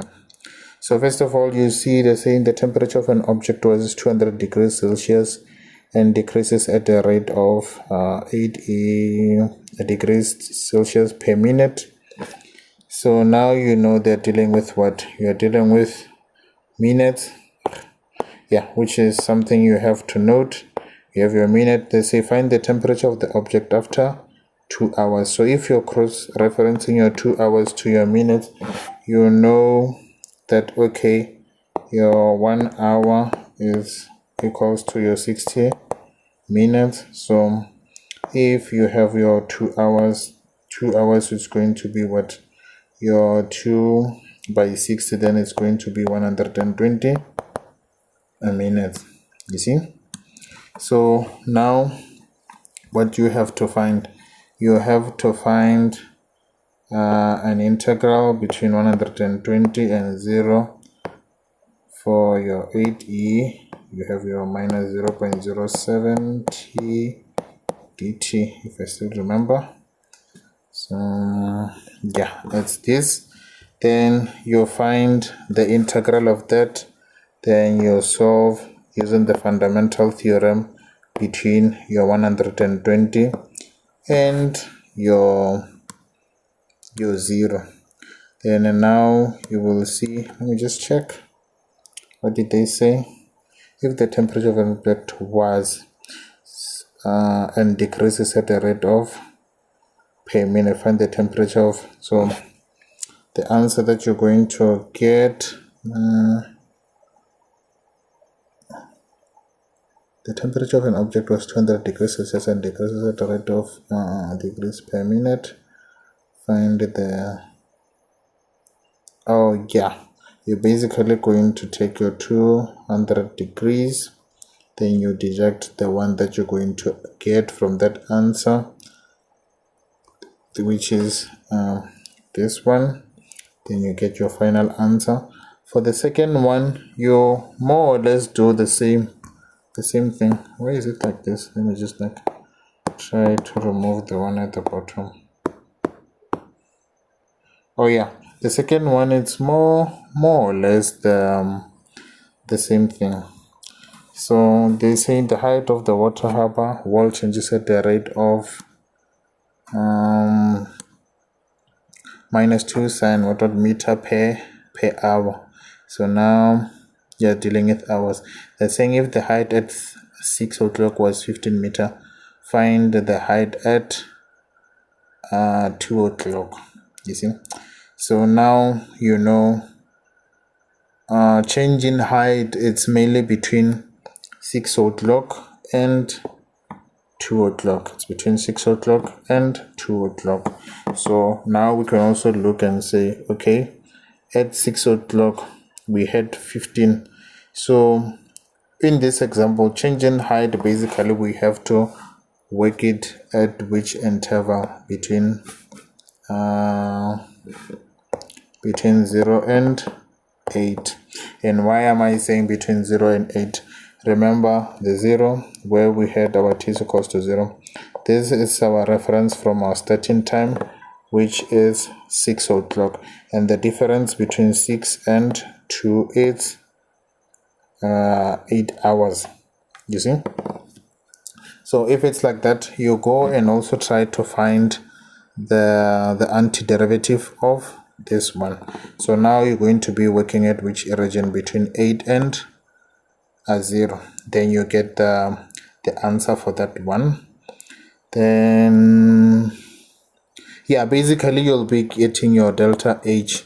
Then your delta H, you're going to add it to that 15 meter that you already had at your starting point. So it's going to be your 15 meter plus the delta H that you would have worked out from this side. So yeah, that's that. You can also just try it and send it to me, but like as I said, we'll still discuss that in detail tomorrow. Just wanted to run through that one.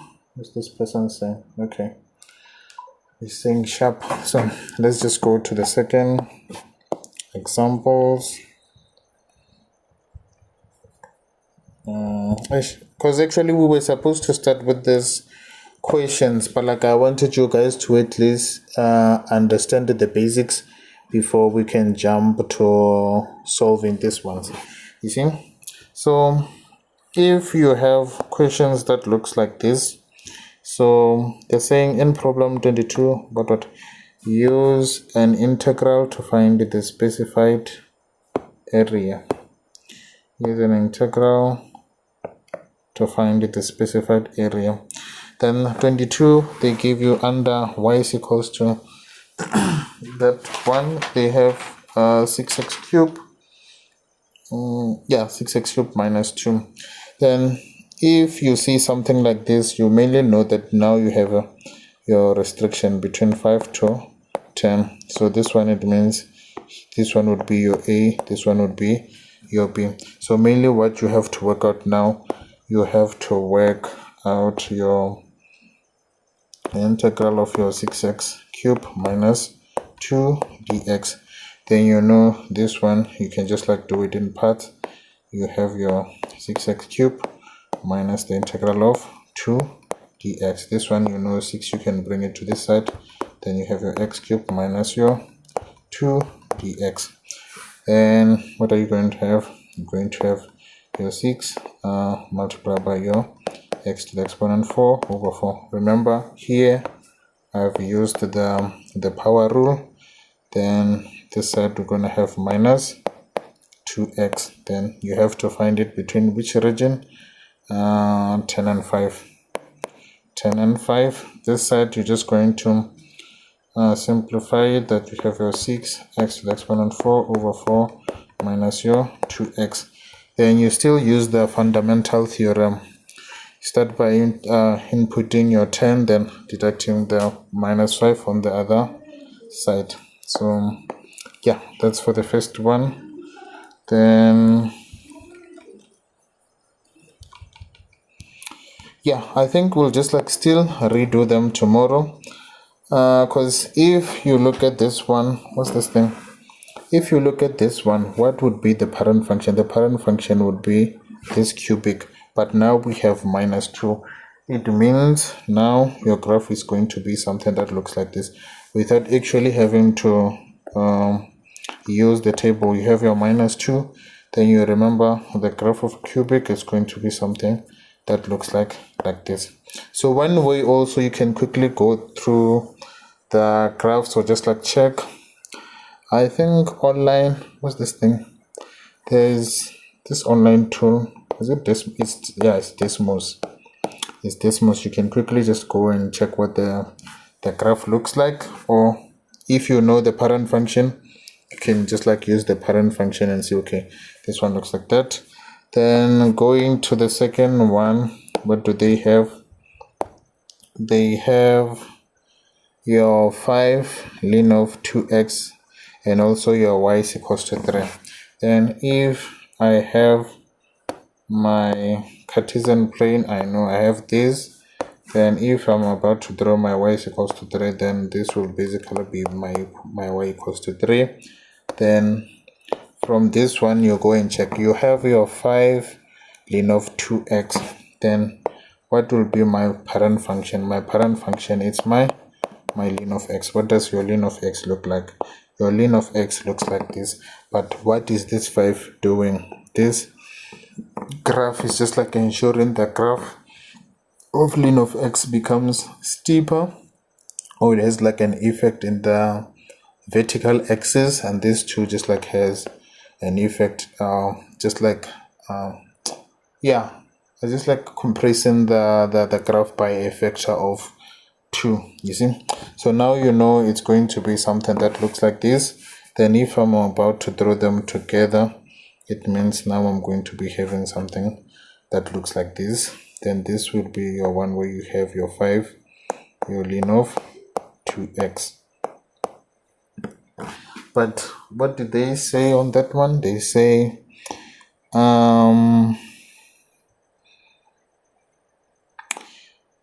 let me see,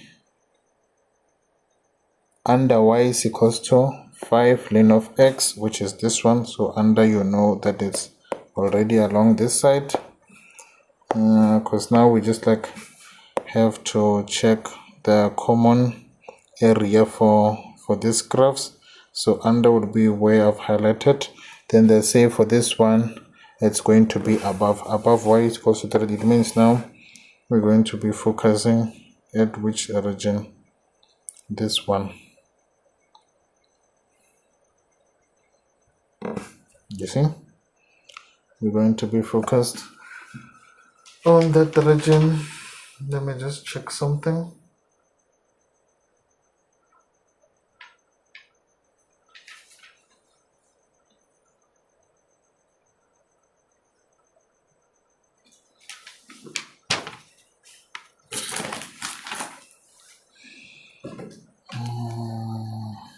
Okay, yeah, I will reply that. Then now you go, remember what we have to check. We also have to go about determining the intersection, which is this point, this side. So in order to do the intersection, you remember we just like have to equate the two. That okay, you have your 5 ln of what's this? That's your 2x, then would be equals to 3. Then this is equals to 3. Then you can quickly go and say, okay, I can divide by 5, divide by 5. Then I have my ln of 2x, which is equals to your 3 over 5. And remember what I said, if you have a ln and you want to remove it, you introduce e. And if you have e and you want to remove it, you introduce ln. So it's vice versa. It means now you're going to have your e to the exponent ln of 2x is equals to your e to the exponent 3 over 5. So now you know that you can write your 2x is equals to your e to the exponent 3 over 5. So now from here you can basically just like divide by 2. Then you see that your x is equals to your e. Why is it doing this? Your e to the exponent 3 over 5 over 2. So your x is equals to how much?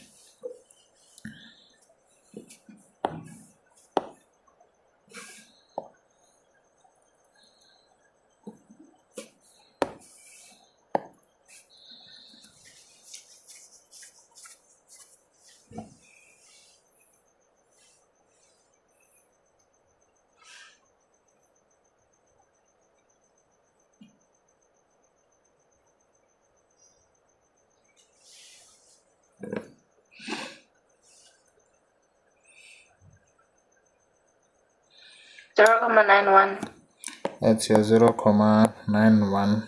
Then you see that okay, here you have your 0.91. Then yeah, it's not gonna be helping you because now we just like assume that like our 3 is somewhere along here. Then our 5 will just mainly be the last point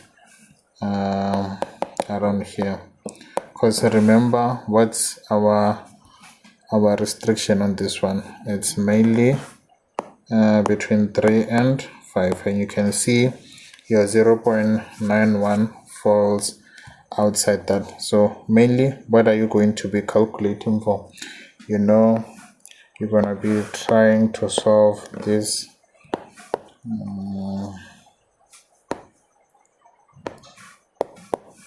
Okay, just trying to be as fast as I can. You have your 5, you have your 3, then you have your 5, ln of 2x, then, oh yeah, then you have your dx minus, then you have your, yeah, your 5 and 3, then you have that 3 dx, you see. But remember, now you have to find the antiderivative of that, then work it between these two regions that you have your 5 and 3, and get your final answer for that one. So also, yeah, you can go and still do all of these examples and just like send them to me, then we'll still redo them again tomorrow. So now this one where they say you have between y is equals to cos of x plus 7 and y is ln of x minus 3. So you know, if you are having graphs like this one, I'm just trying to think of the parent function. Remember the way we were solving the 1s in 3.5, we say if you're trying to work out the x's, you'd go and try to work what's on the inside.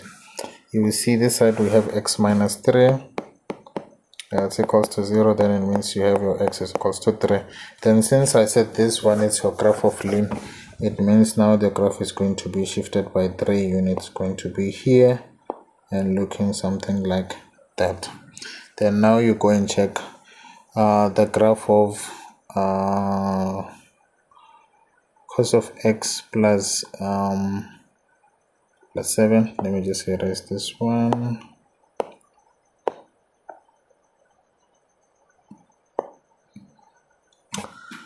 Okay, we have to consider the graph of cos, and the graph of cos, that's a w.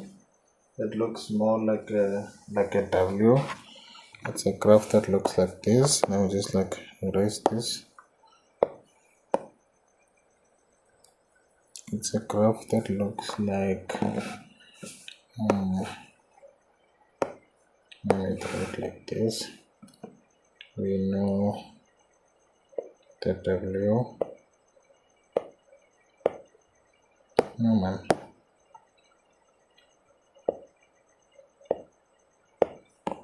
Oh man.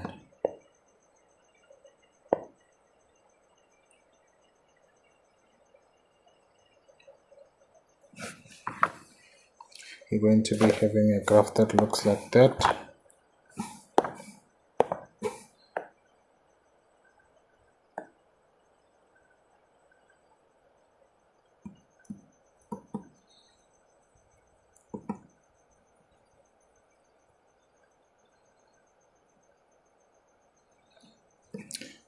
This one, I think, yeah, this one continues going up there, then this one still continues going there, then the red one adds like this.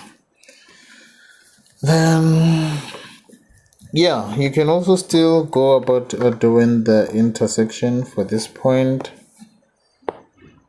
and just checking what value would that be for the intersection. I think they're going to be 2. Going to have 2, this one, and also this potentially could be this one, also that side. That one on the side. Then what other step? Then the other step would just basically you have to find the antiderivative of that one. Then what do you have as your a and b? You have your b is equals to 7 and your a would be equals to 5. Then let me see, it means you're going to be having this one, your ln of x minus 3, then you're going to be minusing the cos of x plus 7, but you'll be working at those region, your 7 and 5. But remember, you have to find the antiderivative of this of these two. Then with this one where you have your x to the exponent 4 minus 8, this one you can know that okay, I'm having my x to the exponent 4. What's 4? Your 4, it's your even number. This is the same as having your x to the exponent 2, and you know this one, it's a parabola. That's a graph which looks like this. So whether it's 2 or 4, if it's 4, it just mainly means that like the graph is just going to be more opened. But now what we have this minus 8. It means this graph is going to be somewhere along here. So it means your final graph for this one, it has to be a graph that's like this. Then here, that's where you have your minus 8. Then it's the graph that looks like that. Then what's the other thing that you have to work out? Yeah, you have to work out these values here. How you go about working out these values, let me just see. Yeah, you just solve for x from this. I think that one is quite easy. If you just solving for x for this, you solve for x, then you get the value this side and also get the value that side. And no, you have to consider the two regions, this one and also this one, and use the fundamental theorem like we've been doing. Then the last one,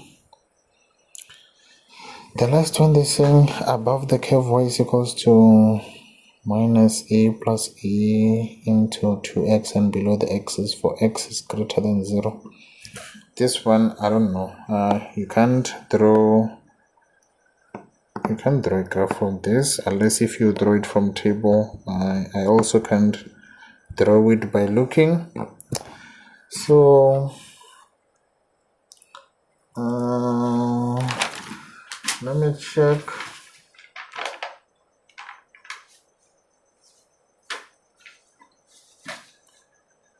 I'm trying to check how you can go about doing this one. Okay, the first step I would do is try and check what would be my x values or the intercept. That okay, if I'm having this, even though it does seems like you are having two graphs, your minus e to the exponent x and the other ones, but still now they are merged together. So you can quickly go and check that okay, you have your minus e to the exponent x plus your e to the exponent 2x minus 2, which is equals to 0. Okay, that's still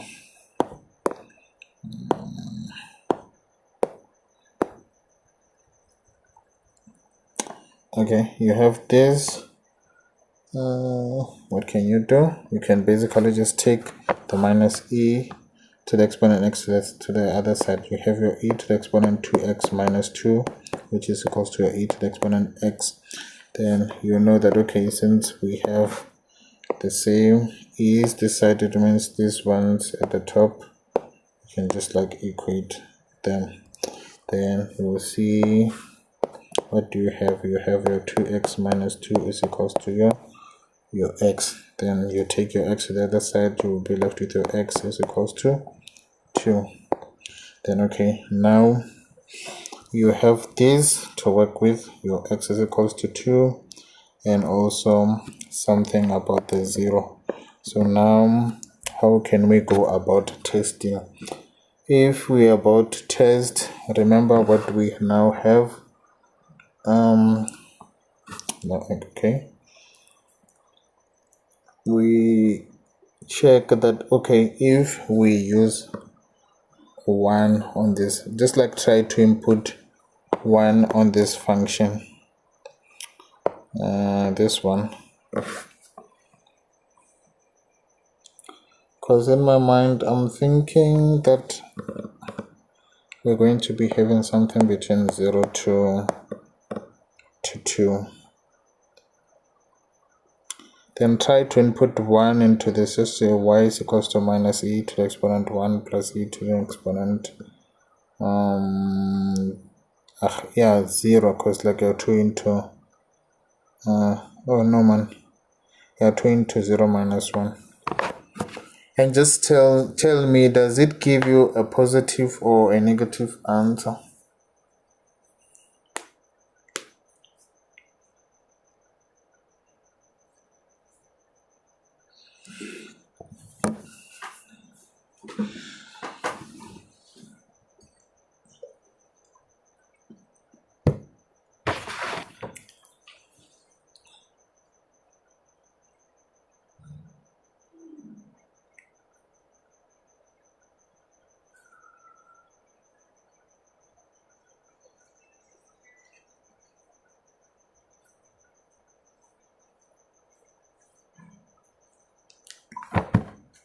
What answer do you get if you input 1 there?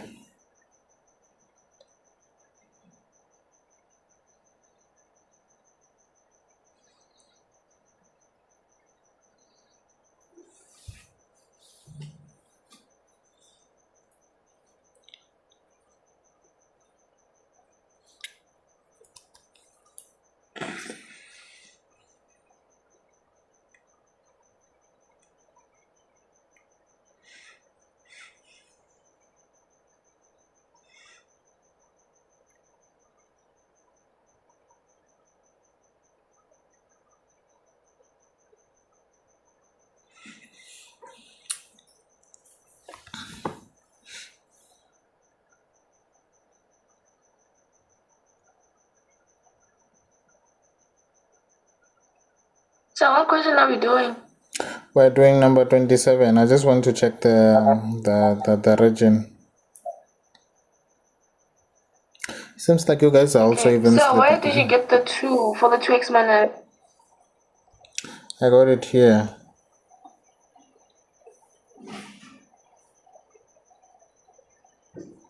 So isn't it minus 1? Minus 1 where? Because here you have your 2x, then if you bring... in the question, I think it's 2. Minus 1 where?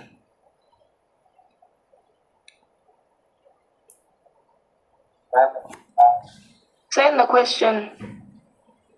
You mean where you have your e to the exponent 2 into x minus 1 or? Oh, so you, okay, no, it's fine. No, I see. Yeah, because now I was just like trying to check. I was just testing that, okay, since so it gives us negative 1.0. Okay, so that means your y is less than 0. Then if you use, what's this thing? A value that's greater than 2, what do you get? You can just use 3 that side.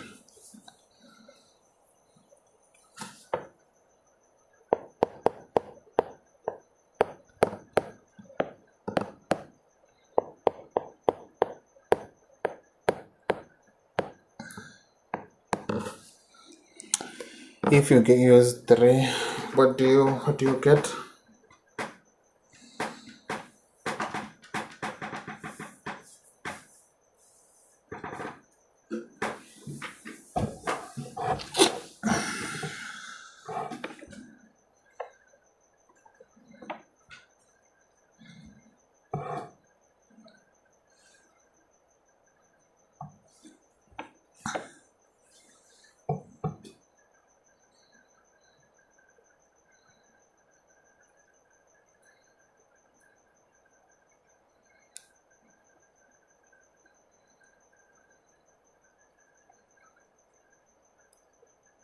$34.5. So now it means this side we have a value that's greater than 0. Then now you can see that, okay, for this one, the one at the top, it means the function is below, the function is below the x-axis, and for this one, that's where you have the region where the graph will be above the the x-axis, and you can also note that if you're going to do the antiderivative for this one, it won't change. It's still going to be the same.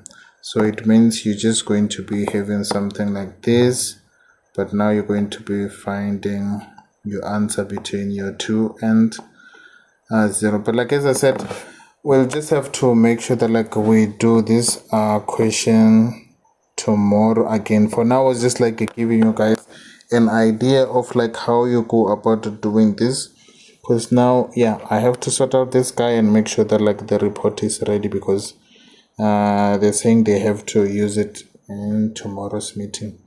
So tomorrow at the same time we're going to go through this again. And I'm sorry this time I didn't start with this one. The main idea was that like I tried to get you guys to understand the simpler questions before we go to this one. So but like tomorrow, first things first, we start with this one, because today we started with the basics. Then so bye bye guys. Let me just quickly stop this, stop sharing, then